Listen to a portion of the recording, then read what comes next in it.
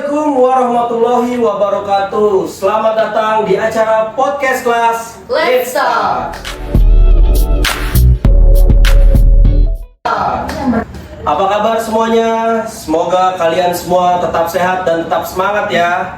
Selamat datang di acara kita pada malam hari ini bersama saya Fajar Ramadan dan rekan saya Hanifah Septia yang akan memadu podcast di malam hari ini dengan tema Personal Branding 101 yang merupakan rangkaian acara dari kegiatan dalam rangka pembentukan personal branding bagi kita di masyarakat umum. Pastinya juga diharapkan podcast ini dapat menginspirasi para mahasiswa lainnya untuk tidak membatasi kreativitas mereka, serta dapat unjuk gigi mengenalkan dirinya ke publik sehingga para mahasiswa kreatif Indonesia dapat dikenal oleh masyarakat dan di kancah luas internasional. Nah, di sini kita juga sudah kedatangan narasumber kita, yaitu Ibu Serepinatur Maida, SSOS, MPD, MIKOM, CAC, CPS, CSTMI. Selamat datang dulu. Selaku praktisi ilmu komunikasi yang akan menemani kita pada kesempatan malam ini. Dan di samping saya ada Kak Selvia. Selamat datang Kak Selvia. Ya, oke. Tanpa basa-basi lagi, kita langsung saja ke topik pembahasan. Silakan Hanifah. Nah teman-teman udah gak sabar kan dengerin podcast kita kali ini. Kita sudah ditemani dengan Ibu Serepinatur Maida, SOS, MPD, MIKOM, CAC, CPS, CSTMI selaku praktisi komunikasi. Tapi saya sebelumnya mau tanya-tanya dulu nih pada Ibu Serepina. Ibu kabarnya gimana Ibu hari ini? Sehat selalu, kita semua juga sehat ya. Nah, terima kasih di undangannya ya. Iya, Ibu. Sama-sama. Ya, tapi ini saya prioritaskan datang loh di sini. Oh iya. Iya. Dalam waktu sibuknya Ibu nih udah mempersiapkan datang ke podcast kita kali ini. Karena spesial. Untuk Kak Selvia gimana kabarnya nih? Luar biasa, sangat bersemangat datang di podcast pertama ini personal branding 101. Oke, baik teman-teman. Jadi kita mau tahu nih kegiatan atau aktivitas Ibu Serepina tuh sehari-hari kayak seperti apa sih Bu? Iya, baik. Sebenarnya Ibu ini kalau ditanya kegiatan Ibu dari pagi sampai tengah malam itu selalu berkegiatan sebenarnya ya. Tapi memprosesnya itu tentu dengan manajemen Ibu ya. Salah satu kegiatan Ibu yang mendasar adalah Ibu selalu mendampingi, mendidik mahasiswa tidak di salah satu universitas saja, tapi beberapa kampus di swasta lainnya. Kemudian Ibu memiliki sebuah yayasan Solusi Kreatif Konsultan yang mana Ibu kelola ini dari tahun 2021 dan banyak sekali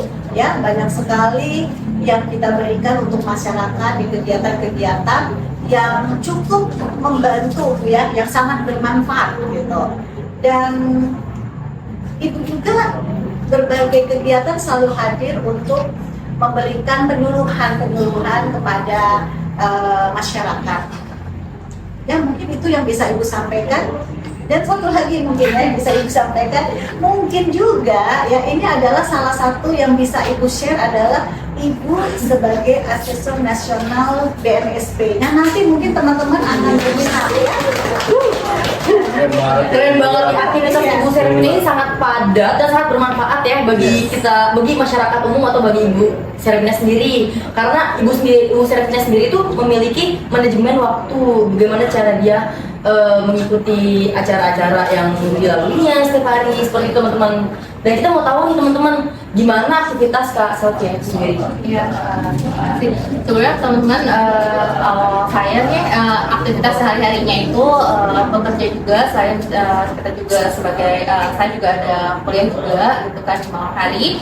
Nah itu memang aktivitasnya padat Bu. Cuman ya balik lagi ke Ibu. Tadi kan manajemen waktu yang paling penting ya Bu ya. Bagaimana kita ngaturnya gitu kan. Dari pagi sampai sore kita bekerja, malam kita juga kuliah lagi gitu sih. sih. Jadi manajemen waktu memang yang dibilang sama Ibu Sarah itu memang kunci dari semuanya sih. Kak Selvia sehari-hari dan narasumber ini yang sangat luar biasa mampu hadir di acara podcast kita ya Jar Iya, malam ini. bener banget. Keren banget pokoknya. Keren banget pokoknya. Nah selanjutnya aku mau nanya nih Bu, bagaimana sih Ibu menjadi jurnalis senior serta menjadi praktisi komunikasi untuk saat ini Bu?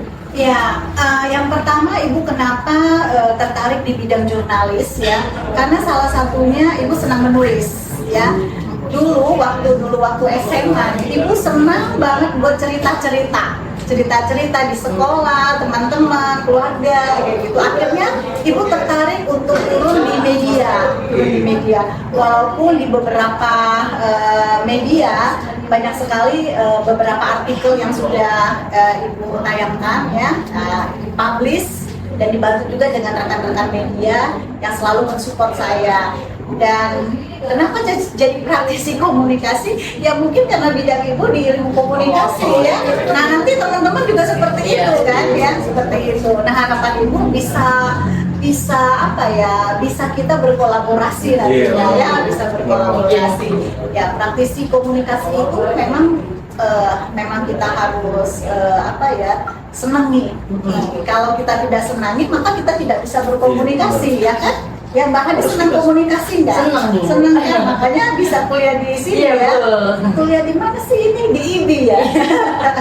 Iya seperti itu.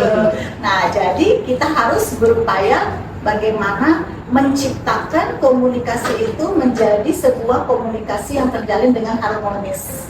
Seperti itu.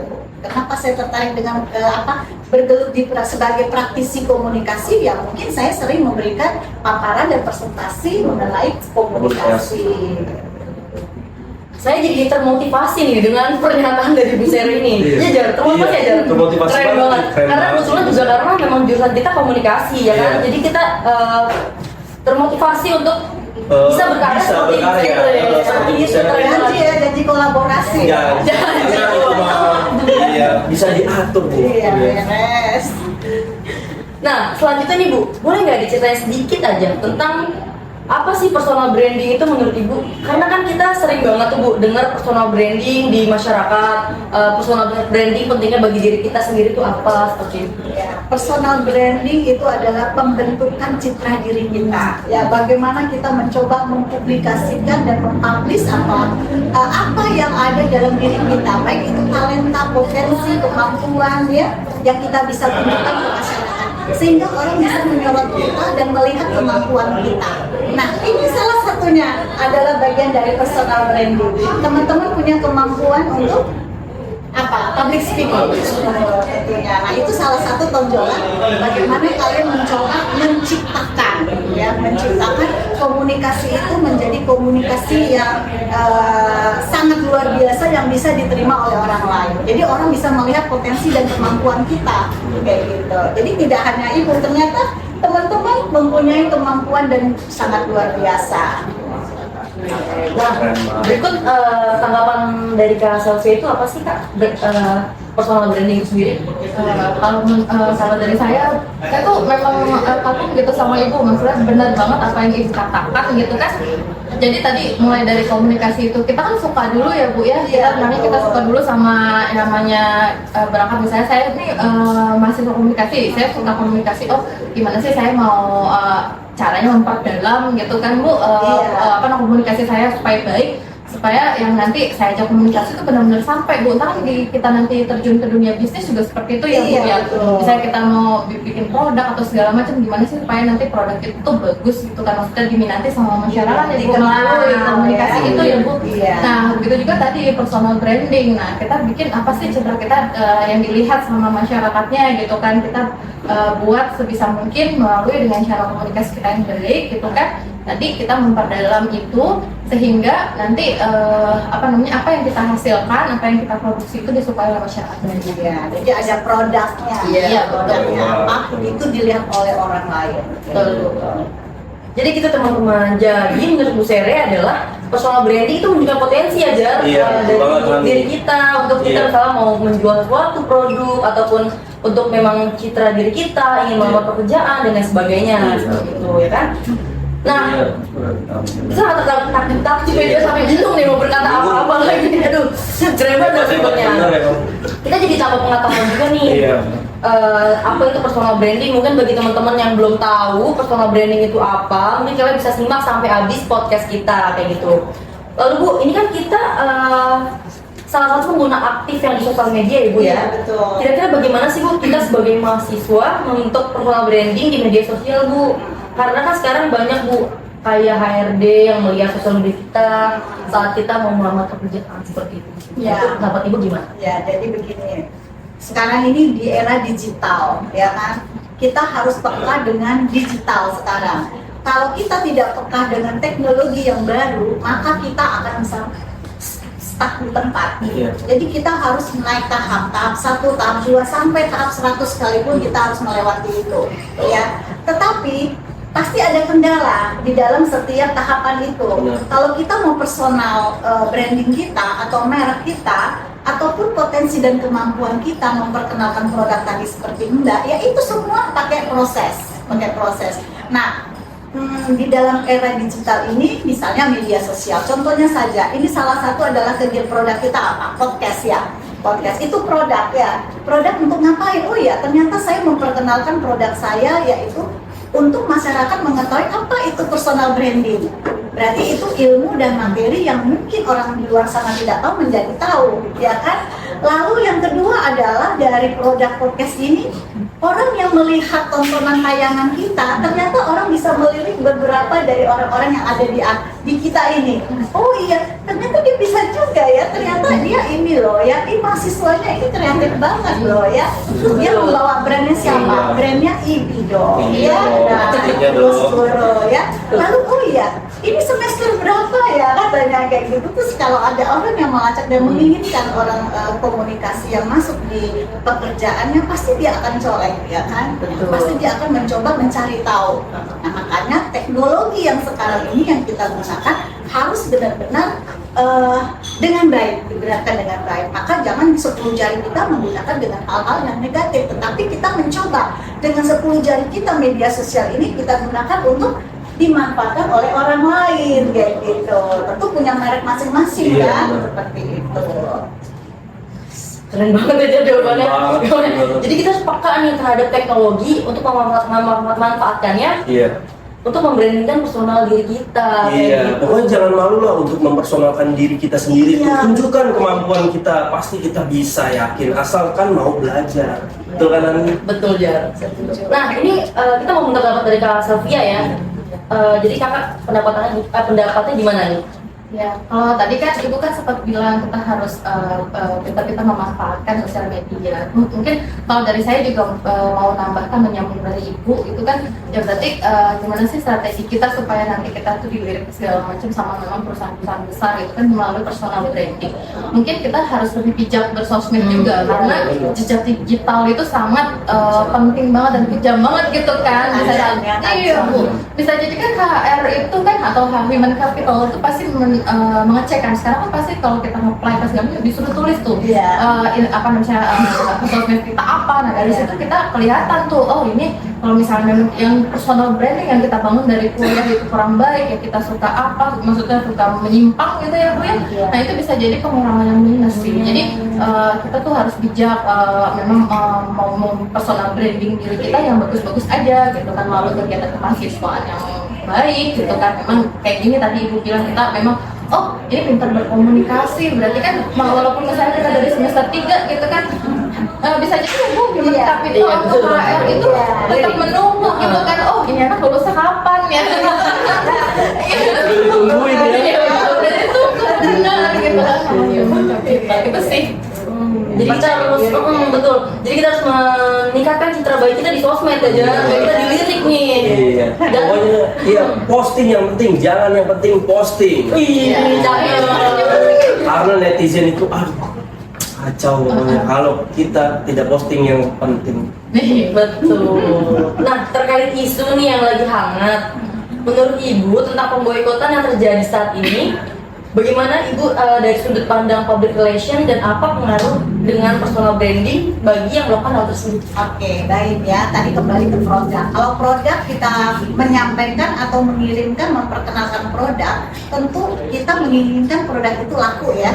Ya, produk kita podcast ini ditonton banyak orang ya. Ada yang like, subscribe, tentunya seperti itu ya.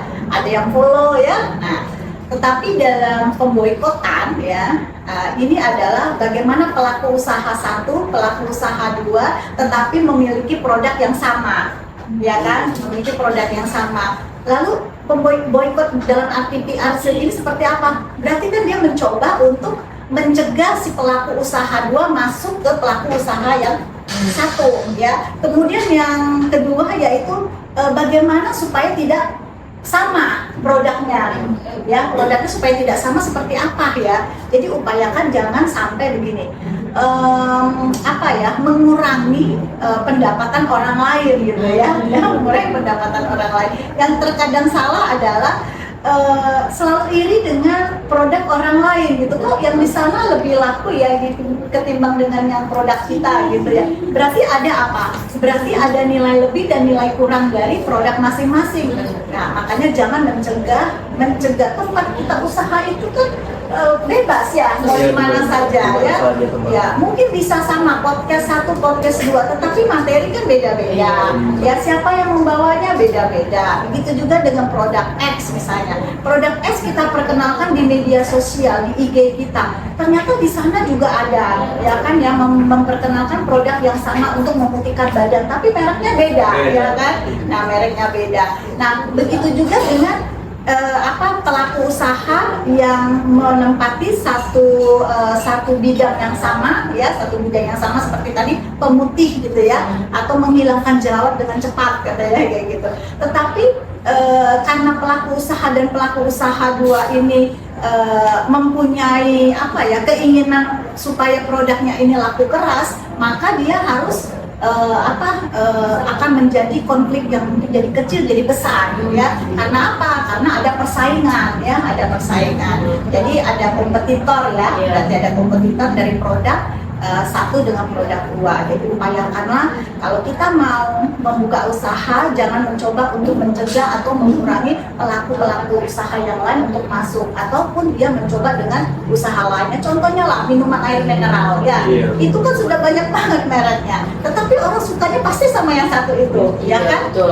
Tidak perlu saya sebut apa ya, pasti kalian pasti suka sama yang itu karena terlebih dahulu dikenal dan lebih nyaman dia menggunakan itu. Tetapi kalau orang yang lain menggunakan air mineral yang Y misalnya ya, dia akan mencoba berpikir, aduh kayaknya kurang ini deh, kurang nyaman katanya kayak gitu. Terus biasa.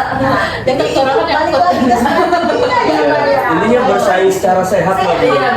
Gitu. Jadi jangan sampai konflik yang panjang. Menarik sekali ya teman-teman. Nah, menurut Kak Selfie itu sendiri bagaimana? Nah, pertanyaan sebelumnya tadi. Kalau dari saya Bu boleh nambahin, mungkin kalau misalnya kita mau bisnis, kita juga harus memperhatikan dulu nih record dari mau bisnis kita. Itu kan rata-rata memang yang di boykot itu adalah produk-produk seperti franchise gitu ya. Nah itu mungkin kita bisa nanti kalau misalnya kita mau buka nih, kita mau bikin franchise, ya kita lihat dulu recordnya gitu, franchise dari mana. Karena kan isu SARA itu sangat sensitif ya Bu, apalagi soal kayak gini gitu, apalagi soal isu kemanusiaan gitu ya. Jangan sampai nanti memang kita bekerja sama pihak yang nantinya merugikan kita karena memang terkena isu SARA ataupun kemanusiaan. Itu tuh udah jangan deh dihindari gitu. Jadi kalau dari saya lebih melihat sudut pandangnya kita harus bersaing secara sehat Ibu, dan lebih menonjolkan dari personal branding dari produk kita itu sendiri. Jadi jangan senggol-senggolan nih. Ada kreativitas juga. Betul banget. Kreatif ya. Betul banget. Nah, jadi ini pesan Ibu untuk fresh graduate, untuk mahasiswa yang sedang membawa personal branding, apa sih Ibu bisa gitu nih? Ya, pertama adalah mahasiswa itu harus ditantang terus dengan kreativitas ya. Kemudian bagaimana dia menciptakan sebuah ide, gagasan itu menjadi sebuah produk nyata. Nah, salah satunya tantangan saya ya begini ya. Produk yang sudah teman-teman lakukan adalah pertama sudah berproses dengan manajemennya ya. Membentuk produk itu menjadi produk yang dikenal dan ditayangkan di seluruh dunia nantinya, ya kan? dan akan dinonton oleh dunia ini ya, bukan hanya Indonesia ya. Nah, makanya dari ini produk inilah yang Ibu harapkan bisa nyata teman-teman biasakan dan terbiasa untuk melakukannya, tidak hanya dalam satu kali shoot atau satu kali produk saja ya, atau dalam satu kegiatan, tapi nanti kegiatan-kegiatan berikutnya teman-teman akan terbiasa kayak gitu. Maka jadilah orang yang bisa mencapai tujuan teman-teman. Kenapa saya mengambil ilmu komunikasi? Berarti ada salah satu tuntutan dan tantangan yang ke depan yang teman-teman harus lakukan. Menjadi seorang kreatif, ya kan? Menjadi orang yang kreator, menjadi seorang kreator, konseptor, mediator, dan problem solver, ya. Seperti itu. Ya, kita harus dari sekarang termotivasi aja supaya menjadi Harus dong Hani, dari sekarang kita harus termotivasi. iya betul banget. Nah, aku mau tanya nih, tanggapan dari Kak Selfie sendiri. Ya, kalau dari saya sendiri, kita harus kenali potensi diri kita dulu sih sebenarnya. Apa sih yang memang nanti yang buat kita beda dari yang lain gitu kan. Dan Keunikan kita gitu Bu. Kadang kan yang membuat orang tertarik, oh ini yang berbeda, tapi berbeda dalam konteks positif ya. Makanya itulah citra yang kita bangun selama kita kuliah gitu, nanti sehingga nanti kita munculkan tuh misalnya kita memang potensi yang di diri kita suka, yang kita suka adalah masak gitu, produk atau apa segala macam yang kita buat. Misalnya terus aja nggak apa-apa kita buat foto apa video gitu kan terkait sama selama kita kuliah gitu, terus hasilnya di pasar secara walaupun marketnya belum luas ya Bu, tapi itu termasuk itu berarti ini anak nanti pada saat HC atau human relation itu menengok kita gitu kan, ini dari kuliah aja dia udah bisa gitu kan untuk memasarkan produk atau apa gitu kan, itu kan pembeda gitu sih. Ya. Mungkin ada tambahan Ibu ya. Tambahan Ibu adalah tidak hanya sekedar kita di dalam kegiatan seperti kegiatan-kegiatan isi konten ya, atau konten yang kita tayangkan, tetapi salah satunya adalah tadi berkaitan dengan jurnalis tadi ya, yaitu menulis ya. Jadi blog itu kalian mencoba menuangkan dalam tulisan. Nah, nanti tulisan itulah yang akan menginspirasi kita, oh ya ternyata ini bisa kok saya buat dengan nyata kayak gitu. Peran teknologi sangat penting ya Bu ya dalam tentu. ya. Wah, keren banget jawaban dari narasumber kita pada hari ini. Jadi kita sebagai seorang mahasiswa harus mempersoal branding diri kita tuh lebih giat lagi aja, lebih tekun lagi supaya orang atau masyarakat atau perusahaan dapat melihat kita dari sisi keunikan kita, ataupun dapat kita menggunakan media sosial dengan secara bijak kayak gitu ya teman-teman. Iya, pokoknya biarkan orang yang mencari kita karena keahlian kita, ya Hani? Iya betul. Harus percaya diri. Harus percaya diri. Percaya diri kuncinya. Nah, nggak kerasa nih teman-teman, kita udah sampai di penghujung acara. Banyak hal yang dapat kita petik nih Fajar dari podcast kita pada hari ini. Nah, pastinya sangat bermanfaat banget ya kan? Ya, sebelumnya itu terima kasih Ibu Serepina Tiormaida dan Kak Selvia Mega menyempatkan waktunya untuk datang di podcast kita pada malam hari ini. Tapi tenang Hani, nanti kita akan berbincang-bincang dengan Ibu Serepina di lain kesempatan. Fajar dan Hani pamit undur diri, bye-bye. Podcast kelas Let's talk.